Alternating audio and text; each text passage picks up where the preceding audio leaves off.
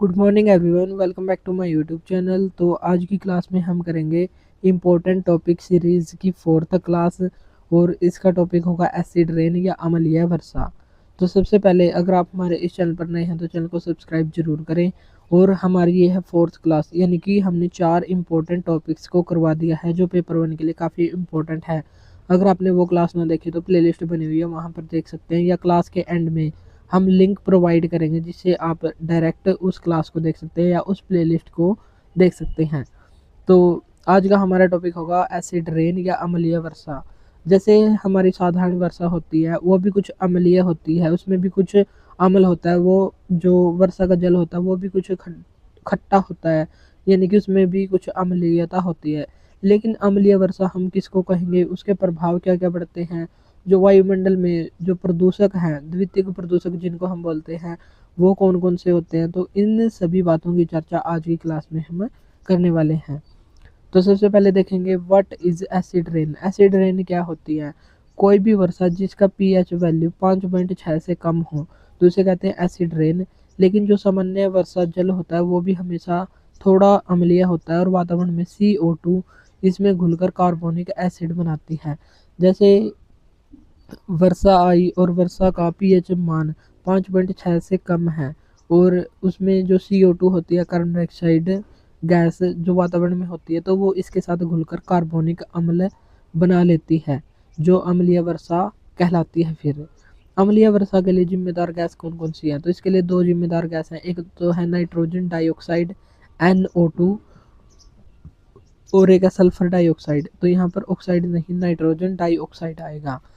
और ये गैस कहाँ कहाँ से निकलती है? जैसे हम सांस छोड़ते हैं तो वो तो है कार्बन डाइऑक्साइड, लेकिन यहाँ पर है सल्फर डाइऑक्साइड और नाइट्रोजन डाइऑक्साइड।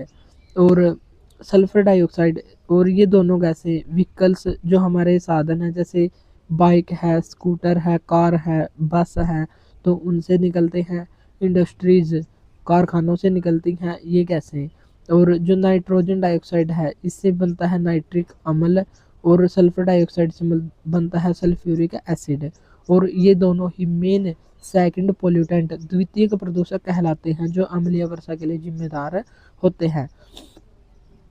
एसिड रेन क्या होता है? तो एसिड रेन एक केमिकल रिएक्शन से मिलकर बनती है जिसमें SO2 और जो अम्लीय जल होता है उन दोनों के मेल से बन जाता है H2SO4 और NO2 यानी कि नाइट्रोजन डाइऑक्साइड।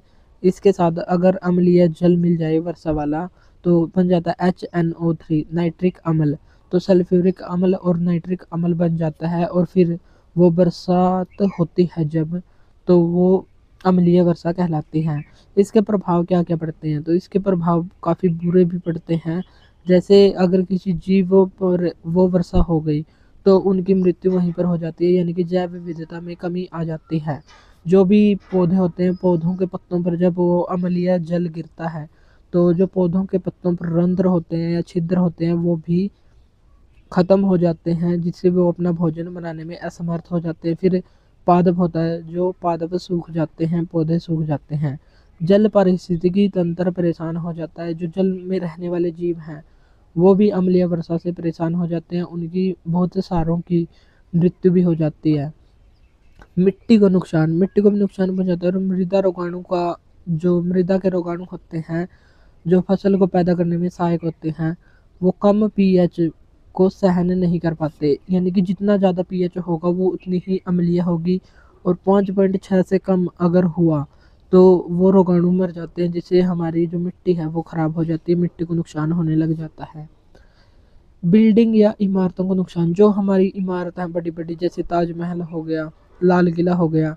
जैसे ताजमहल का पीला रंग होना, ताजमहल का पीला रंग क्यों हो रहा है? क्योंकि ताजमहल के आसपास इंडस्ट्रीज़ हैं, औद्योगिकरण कुछ ज़्यादा ही है, तो वहाँ पर SO2 और NO2 गैस ज़्यादा निकलती हैं, जिस कारण जो वर्षा होती है तो अम्लीय वर्षा वहाँ पर अधिक होती है।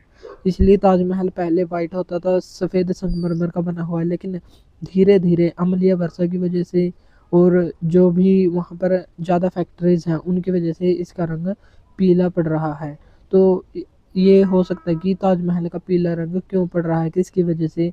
तो अम्लीय वर्षा की वजह से या SO2 सल्फर डाइऑक्साइड या NO2 नाइट्रोजन डाइऑक्साइड या जो सल्फ्यूरिक एसिड है या नाइट्रिक एसिड है, इनकी वजह से जो वर्षा होती है अम्लीय वर्षा, उसकी वजह से ताजमहल का रंग पीला पड़ रहा है।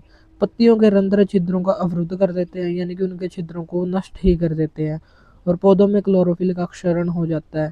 जो क्लोरोफिल होता है जिससे पादप अपना भोजन बनाते हैं, तो उसका भी क्षरण यहाँ पर हो जाता है। तो ये थी अम्लीय वर्षा की अम्लीय वर्षा होती क्या है, कैसे कैसे ये बनती है और इसका प्रभाव क्या क्या होता है। तो ये था छोटा सा टॉपिक जो हमारे लिए काफ़ी इम्पोर्टेंट हो सकता है कि जैसे SO2 और NO2 यह प्राथमिक प्रदूषक या पोल्यूटेंट,